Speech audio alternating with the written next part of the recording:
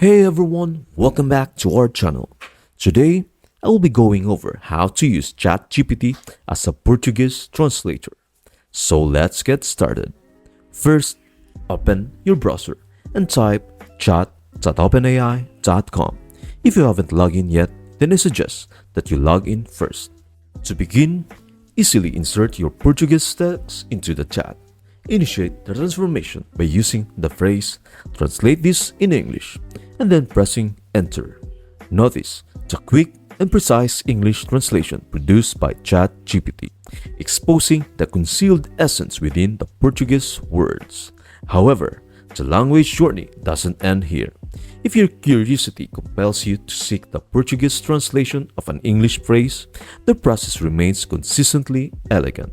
Similar to before, translate this to Portuguese before entering your desired English text. Observe as ChatGPT adeptly responds, seamlessly offering the accurate Portuguese translation.